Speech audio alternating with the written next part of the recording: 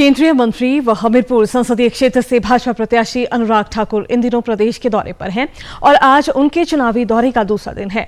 आज अनुराग ठाकुर बिलासपुर में आयोजित भाजपा के विभिन्न कार्यक्रमों में हिस्सा ले रहे हैं।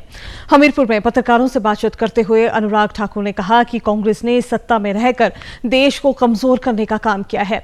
विश्व की स्थिति को देखते हुए भारत को सैन्य शक्ति को मजबूत करने की आवश्यकता है, लेकिन कांग्रेस के बयान देश को कमजोर करने के लिए दिए जा रहे हैं। जीप घोटाला, बोफोर्स घोटाला, अगस्ता वेस्टलैंड घोटाला, सबमरीन घोटाला, घोटाले पे घोटाला, और अब जब सत्ता में नहीं है तो देश को कमज़ोर करने के लिए इस तरह की सोच कि परमाणु हथियार ख़त्म कर दें।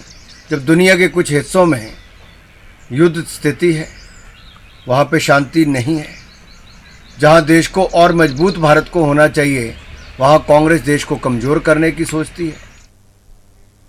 लोकसभा चुनाव में ईडी गठबंधन पर निशाना साधते हुए अनुराग ठाकुर ने कहा कि विपक्ष के पास ना नेता है और ना ही नीति। उन्होंने कहा कि देश की जनता ने भ्रष्टाचार करने वालों के खिलाफ एकजुट होने का निर्णय कर लिया है और इनका सफाया होना तय है।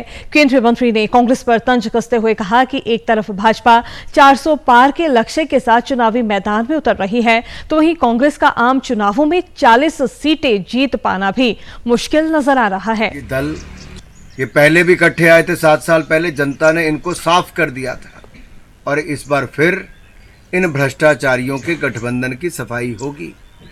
लोगों ने मन पक्का बना लिया है। और राहुल जी को मैं इतना कहना चाहता हूँ, ना 2014 में ना 2019 में आपको जनता ने जिताया।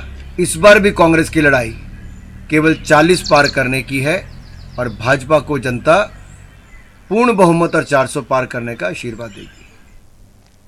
अनुराग ठाकुर ने कांग्रेस पर देश को बांटने की सोच रखने वाले अलगाववादियों को पार्टी में शामिल करने के आरोप लगाते हुए कहा कि कांग्रेस पार्टी ने सत्ता हासिल करने के लिए तुष्टीकरण की नीति अपनाई है। उन्होंने कहा कि कांग्रेस जब सत्ता में आती है तो लोगों के साथ किए वायदे भूल जाती है। उन्होंने कहा कि जो काम कांग्रेस पार्टी 60 सालों में नहीं कर पाई थी, वो काम प्रधानमंत्री नरेंद्र मोदी ने 10 वर्षों में करके दिखाया है। जनता मोदी जी को आशीर्वाद दे रही है। जिस तरह से मोदी जी ने 10 सालों में भारत को भ्रष्टाचार मुक्त शासन दिया, गरीब कल्याण करके 25 करोड़ लोगों को गरीबी रेखा से बाहर निकाला, लोगों को मकान, शौचालय, दवाई, अनाज, बिजली से लेकर अन्य सुविधाएं दी, जो कांग्रेस 60 साल में नहीं कर पाई, मोदी जी ने 10 साल में किया।